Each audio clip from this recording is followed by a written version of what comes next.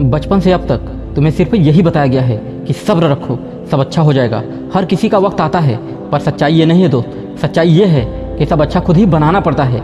ना जाने कितने लोग अच्छे वक्त का इंतजार करते करते बूढ़े हो गए, लेकिन उनका अच्छा आज तक नहीं आया।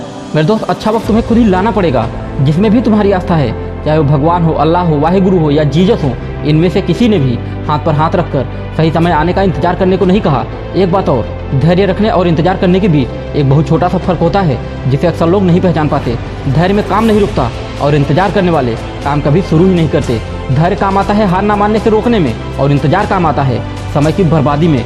वो लोग जो सक्सेस का मौका ढूंढने के बजाय सिर्फ इंतजार करते हैं सही मौके का, असल में वो मौके को पहचानना ही नहीं जानते, क्योंकि उन्हें लत लग जाती है आराम की, आलस की और कंफर्ट जोन में रहने की। फिर यही लोग सैकड़ों हजारों मौके खो देने के बाद ज्ञान बांटते हैं, सबके सामने अपना दुखड़ा रोने लगते हैं। लेकिन जानते हो, नियति ना तो किसी का इमोशन देखती है, ना किसी के हालातों पर तरस खाती है, और ना ही किसी के धन्यवाद सुनने का इंतजार करती है।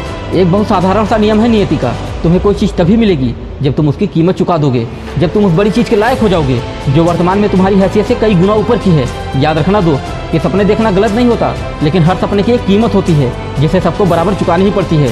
इसमें ना तो जाति देखकर कोई रिजर्वेशन होता है और ना ही अमीर होने पर कोई डिस्काउंट मिलता है। कीमत सभी को बराबर चुकानी पड़ती है। इसलिए तुम इस बात पर संदेह कभी मत करना कि तुम्हारी मेहनत बेकार चली जाएगी। और वैसे भी बेकार मेहनत नहीं, इंतजार करने वालों का समय होता है। हो सकता है तुम्हारे सफल होने की संभावना केवल 50% हो, लेकिन पता है जब कोई इंतजार करता है तो क्या होता है, तब उसके सफल होने की संभावना 0% हो जाती है। ये मेरा अनुभव है। हो सकता है तुम्हें सुनने में थोड़ा कड़वा लगे, लेकिन दोस्त ये सच है कि एक अनंत पैसे से मालामाल बिजनेसमैन एक झोपड़ी में रहने वाले गरीब से कई गुना ज़्यादा मेहनत करता है। ज़्यादातर गरीबों को थोड़ी सी सिंपैथी दे दो, वो उसी में बहुत खुश हो जाते हैं। लेकिन एक समझदार और मेहनती इंसान वो तब तक लड़ता है जब तक अपना सम्मान, पैसा और अपनी सेहत को अपने काबू में न कर ले, जब तक खुद की नज़रों में महान न बन जाए। वो तब तक अपने हथियार नहीं गिराता।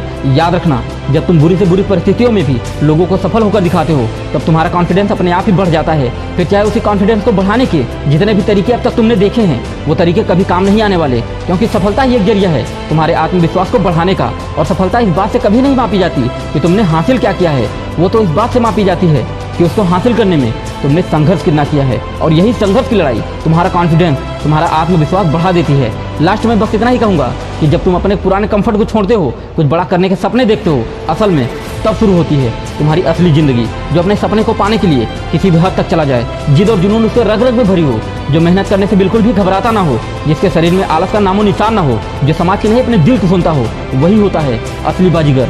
हाँ दोस्त, वही होता है असली बाजीगर। एक बाजीगर तुम भी हो दोस्त, उसे पहचानो और बाहर निकालो। एक नई जिंदगी तुम्हारा इंतजार कर रही है।